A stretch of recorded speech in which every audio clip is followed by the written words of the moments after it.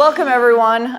Thank you so much for joining us. We're here today to talk about the evolution of paid search. And as a hashtag search nerd for life, I'm so excited to be here talking about this. I live and breathe paid search every day. I oversee the paid search practice for iProspect US. There's not been a more exciting time to be a part of the paid search evolution and see everything that is out there as opportunities for brands to capitalize on. So my name is Jessie, Dearien, again, oversee the paid search practice for iProspect US. And I'm Adam Riddell. I am a data nerd for life, and I oversee our structured data team. Great. Before we jump into the specifics around the paid search platform specifically, want to take a step back. A lot of what you've heard about over the last 2 days has been around disruption and around evolution and change, and we're seeing that across the entire digital ecosystem. Jeremy called it beautiful chaos. I don't always feel that it's beautiful, but it's certainly chaotic at all times. But what it brings to us is a true evolution in how consumers are interacting and engaging across all digital platforms. We're seeing a convergence between engagement and transaction. The platforms on which individuals are buying your brands today are different and new. You have capabilities for direct purchase through a number of different channels that we didn't have before. And what this is breeding is a higher and higher consumer expectation in terms of where they're expecting to engage with you from a digital perspective and how you are then creating that relevant experience that they're craving and frankly demanding at this point. On top of that evolution, we're seeing a lot of technology. And you've heard also a lot about technology. We heard yesterday from Gerd that artificial intelligence is the new electricity. It is what is powering us to be successful marketers in the near future. And there is a lot of power behind that in making us bigger, better, faster, stronger in everything that we're doing on a daily basis. It's breeding a lot of things, such as self-driving cars. Self-driving cars is something that nobody even thought was possible 10 years ago. And now we're talking about a world in which all cars are self-driving. It's absolutely insane. But it's not just the crazy out there machine learning, artificial intelligence things. There are real MarTech applications. You've heard Dylan and Melissa talk about the proliferation of MarTech partners. And every piece that's out there, everything that's out there has a unique option to bring forth success and improve the performance of the programs that we have in market today. So what does that mean for paid search specifically? The consumer expectation is changing. When you go back 20 years in time, this is what the SERP experience looked like. This was novel at its time because it was the one-stop shop to come and find what you were looking for on the internet. It was a means to an end. There were a number of links, you searched for what you were looking for, you went there. And this was all the consumer was expecting because it was brand new and it was so cool. Fast forward 20 years, we're now at a point where the consumer is expecting a lot more, and Google and Bing and the search engines are responding to that in a very customized and relevant way. We see ad units specific to hotels where you can actually book directly on the SERP. Same for retail and CPG. That transaction, that point of commerce is actually directly on the SERP, not even going to the brand's website in a lot of cases. Research is also conducted differently and can be done more so in the SERP than it has been before. You're able to drill down, use knowledge graphs, get different elements of things directly on the SERP.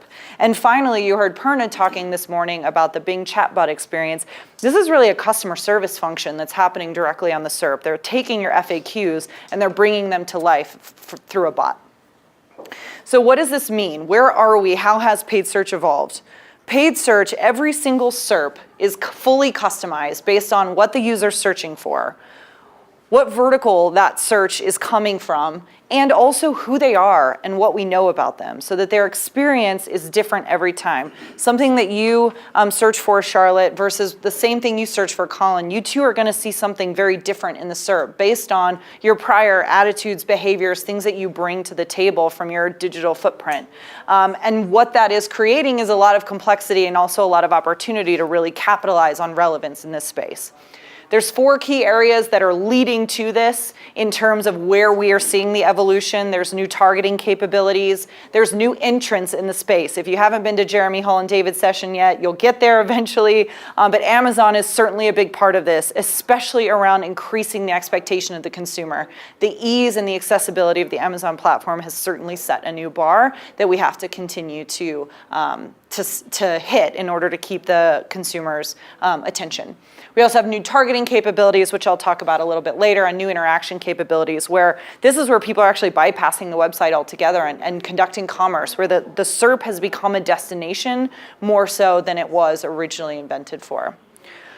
All of this and everything that is feeding into this evolution is powered by structured data. So if any of you guys are wondering why is Adam standing up here talking about search, here's your answer. It's all powered by structured data. We're going to talk through that. Ultimately, what this means in the space today is that consumers are becoming less loyal to individual brands in the SERP. You heard that loyalty is not as important to a consumer anymore as experience and having those relevant and rich experiences with the brands that they're interacting with. You're also probably tactically seeing this today in a decrease in your branded search terms, particularly those core brand search terms. People aren't using the SERP for that as much anymore. They are really using the SERP for research, for experiential, relevant answers and things like that. And so that is a fundamental shift in how we've looked at search in the past. Ultimately, what the consumers are seeking is relevance, reputation, and accessibility. Super easy, right? We're good. All right, session over. Just kidding. So we're going to talk to you today about 3 core pillars of where you can focus right now in order to set yourself up for success in the paid search ecosystem that we see today. Those are structured data, so being prepared with an effective structured data strategy, being technology obsessed in the age of technological innovation, and being open-minded and agile and being willing to test and learn into what has been made available to you. So one of the themes that we've been hearing throughout the summit has been around tapping into data. Joel spoke on yesterday about leveraging structured data to take advantage of opportunities. Perna spoke today. I love what she had to say about unlocking APIs and unlocking your data so that we can really tap into it. All of these things are going to be what leads to an effective data strategy, because in reality, as Jessie mentioned, data is what's driving all of these opportunities, these new ad formats, these new entrants, these new tools and machine learning. All of these require data inputs to be fueled, and that's where structured data comes in. So, take a step back. What do I mean by structured data? For a lot of you who may have worked with myself or my team, you may think of us as the product retail team, building product feeds with product catalogs for retail programs. And while that is true, that's just one aspect of structured data. But in reality, structured data is not just retail, it's not just travel, it's something that's relevant for every single vertical. There are a number of types of structured data. We just have a few examples up here today, but anything that can be organized and defined and then used to either feed a machine or feed decision-making or feed ad content, all of that could be considered structured data. Looking at consumer information, your creative content, you might have heard from Brittany and Jacob or Jordan about the creative content that they're looking to aggregate. Schema markup is structured data on your site, and then if you're in the retail space, things like inventory and offline information as well. All of these are different data points that if we can tap into, can power a variety of different opportunities. The catch here is identifying how can we get access to all of these different data points, where can we pull these in? And this is where it's important to be building relationships with these key stakeholders. Whether it's internal or external, we spoke at one of the panels yesterday about how we can come in and help facilitate those conversations, help you identify what are the opportunities that these data are going to power, making business cases for it, working with those teams to access that data and leverage it for these opportunities. Also tapping into external partners, anyone that might have competitive data or any performance data or any other relevant data source that we can use to really activate on. One example that I like to use when we talk about the evolution of the search and some of these new ad formats is local inventory ads. This is actually something that's been around for a while, let me explain it first. Local inventory ads is a Google ad unit that lets you search for a product nearby your location. So if you want to buy a new laptop, it'll say, I want to buy a laptop near me. 5 miles from you is a store that has that same laptop that you're looking for. This is a very complex and challenging ad unit. In fact, a lot of our retailers, even to this day, are still struggling to get live on this program. And the reason being is because it's powered by multiple different difficult data sources. You have to have your store information from your stores team. You have to have up-to-date offline inventory data that Google's actually letting you go in-store and check against what you're uploading. You have to have your product information uploaded. All of these have to come together seamlessly just to be able to activate on this program. Well, the challenge there is evolution has already gone beyond this. Google's already taken the next step through voice search. If you search for a computer on voice, like, okay, Google, I want to buy this laptop nearby, Google's pulling results from local inventory ads. And this is huge because we know voice search drives 25% of voice search has purchase intent. So if you're not capitalizing on the programs that have already been emerged in the space, you're already missing out on future opportunities. Now, this is a complex example, and I wanted to kind of state that while this is a complex example, there are a lot of opportunities with simple solutions that we can be activating on immediately. And I wanted to go through a couple examples of those today. We have a B2B example with Microsoft as well as a travel example with Choice. For Microsoft, we actually looked at page data. We looked at all of the different landing pages on the site, and we identified what are the keywords, what's the intent? Is this a conversion page? Is this an informational page? And we actually built all of that into a page feed that we uploaded into Google that we could use for dynamic search dynamic search ads to have more focused targeting, ultimately driving a big lift in our cost per acquisition.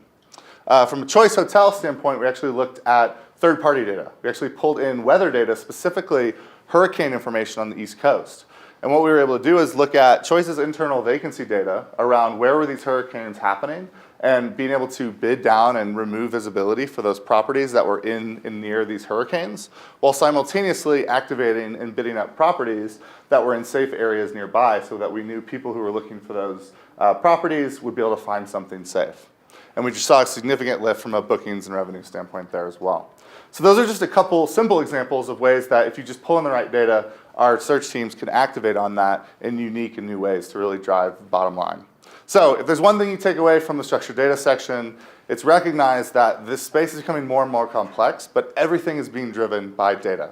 And so being able to tap into that, identify what is the data that's going to power that and who's it coming from, and really being able to capitalize on that. The second pillar that we'll talk about is being technology obsessed. There is so much technology out there, and all it is poised to do is to drive additional performance and to help support in automating what has traditionally been very manual. We also heard from Gerd yesterday that everything that is automatable or digitizable, it's a word, right, will be. So capitalizing on the right technological opportunities to drive that success is paramount for digital marketing today. So whenever we talk about machine learning and evolution, the one keyword that always bubbles up to the top, automation.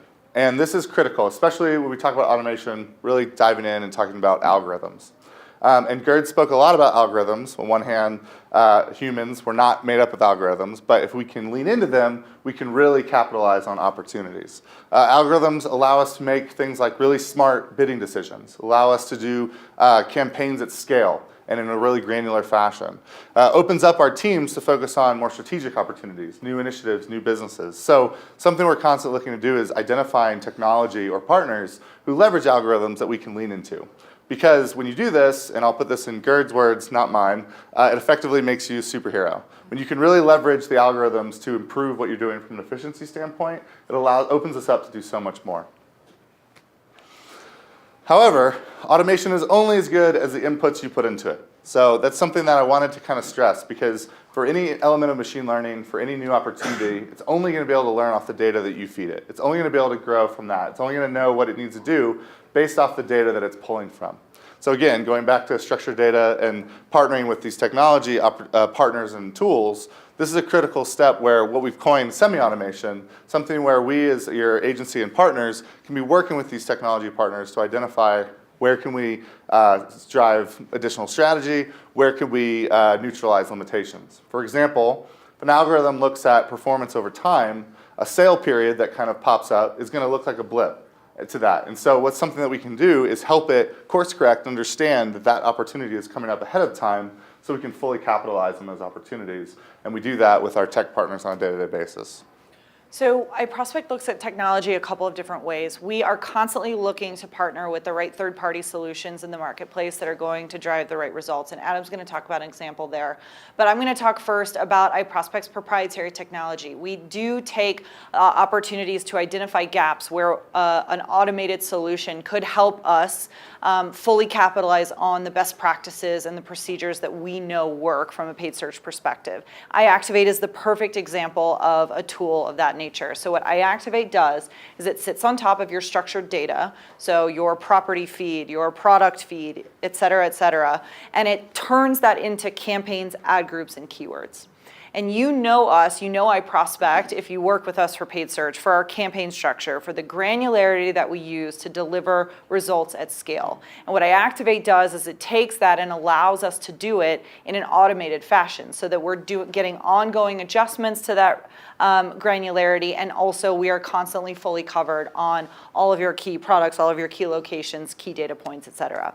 One of the clients that we work with in the hospitality industry, we recently integrated this for them.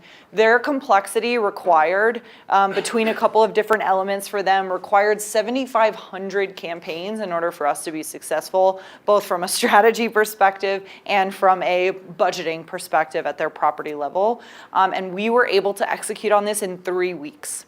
And we executed on it with 100% coverage and accuracy, and with a go-forward approach as new properties or new amenities are added for them, that we automatically get those into our program. And I know it's not just about the time savings or the coverage either, it's always about results. So 58% improvement in conversions for this client from integration of this tool. And this is a great example of an internal tool that we've leveraged, but we're also constantly looking to evaluate the landscape for new partners and new technologies that might be emerging that provide that same level of value or efficiency. One such partner that we identified in the retail space was Sidecar. You may have seen them as one of the sponsors of Summit.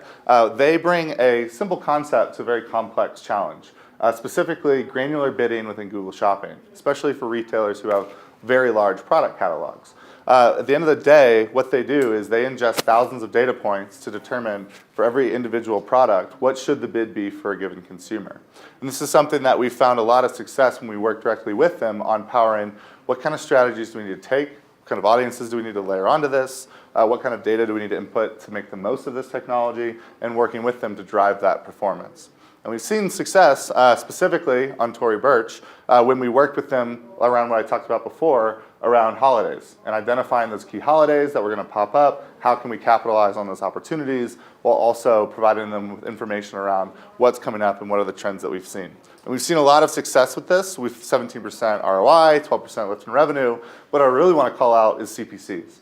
And the reason being, for anyone that might be in the retail space, shopping is becoming more and more competitive, and CPCs are on the rise. And that's a trend that we're seeing almost across the board. But when we've implemented Sidecar with our strategy layered on top of it, we've seen a lot of success in lowering CPCs and finding efficiencies. And so that's been a huge result for us as well. So, from a technology standpoint, like Jessie mentioned, we need to engage, we need to embrace these new opportunities. We, as your iProspect agency partners, have identified a number of different solutions that you can lean on us to identify, are these working, are these successful or not, as well as what else is coming up in the space that we can take advantage of, and really lean into those algorithms to really fully capitalize on opportunities within your search campaigns. And the final pillar is around being open-minded. Right now, with all the change that we have to be open-minded and flexible across all facets of our paid search approach in order to be successful. We even heard yesterday from Amazon that they are a culture, and arguably one of the most successful companies out there right now. They are a culture that embraces failure. They embrace the ability to fail because they learn from it, and sometimes they actually succeed. And that is really critical to staying on top of the consumer evolution we're seeing today. It's really much more of a startup mentality, continuing to build, measure, and learn upon every single element that you're seeing out there available for testing new interaction points with the customer. A great example of a client that has really embraced new methods of measurement and really helped understand how their paid search programs are working is Culligan. You've probably heard a couple of case studies around Culligan. Frankly, Culligan, which is a national leader in water treatment solution, sorry, I get those words backwards sometimes, they have been embracing the change that we've seen, which is why we continue to feature them. They are willing to adapt to new avenues and take risks here that have really paid off for them. This example was an investment in the LFX call tracking platform that allowed them to see what their national media budgets were doing at the local level. Up until last year, 90% of their leads were coming through paid search, and we had no visibility into what they were, were coming through calls from paid search. We had no visibility into how that was 5 minutes, great. No visibility into how that was ultimately performing on the back end at the local level. So what we now have is a view into that for the first time. We're able to effectively reallocate budget and also see where the problems are out there and where we can improve conversion rate and interaction and potentially layer on new technologies to support that. It's not just around measurement, though. There is evolution in audience technology. Right now, Google and Bing's audience evolution and roadmap is prolific. They are coming out with new and different audience layers in paid search every single day. And frankly, paid search was really behind in getting on the boat for audience technology. We only got retargeting in 2012, which is really not that long ago, but we've definitely caught up since then. And we've seen new and different ways to target the consumer so that we can marry what they're searching for with what we know about them to create a fully relevant and rich, customized experience within the SERP. Layering on top of that, we had the great breakthrough with the M1 data technology that we're now able to add onto our first-party data within search. So you heard from Dylan and Melissa about the power of the M1 platform. You heard from Liz and Danielle yesterday about how successful it was for Hollister in non-brand search. And now that this is available, it's brand new, so hot off the press, we're excited to be implementing this across the board to help drive that better one-to-one reach and really focusing on those real people. A great audience example that I just want to leave you with is ADP. ADP is an HR management software company, and they were looking for a way to improve their retargeting program. We actually coupled with Google to get a customized predictive model based on the people that had been on their website and how they were engaging with the website. And this technology or this predictive model was actually able to tell you how likely that customer was to ultimately become a lead or just to bounce and never come back to the ADP site. And because of that, they were able to restrict their retargeting metrics to the small percentage of people who had a 1,200% higher likelihood to convert and refunnel the rest of the funds elsewhere to more upper funnel technology. So really powerful things. This is a customized solution, but something that can really help us be both effective and efficient within the marketing. Within our paid search marketing. Finally, there are new avenues, there are new interaction points coming out all the time. Google Shopping Actions with Express was a really big one that was relaunched earlier this year. This is something that I've also experienced some hesitance around, willingness to jump in and take part in this. But as we see the Amazon effect and consumers starting to expect and want what they want right when they want it with ease and accessibility, and they start adapting new avenues like this, those advertisers that are not here, the brands that have not taken the leap of faith to invest here in this technological advancement will be left behind and there will be sales left on the table. So in closing, be open-minded, stay in front of that consumer evolution, stay ahead of that curve, and make sure that you are there when there are new interaction points from a digital perspective to capitalize on through that paid search experience. So I think we are right at time, so we may be able to take one question, but just to wrap it up, these are the 3 philosophical pillars that we see as areas that you need to be focused in order to be successful in paid search in the coming years. So thank you so much for your time.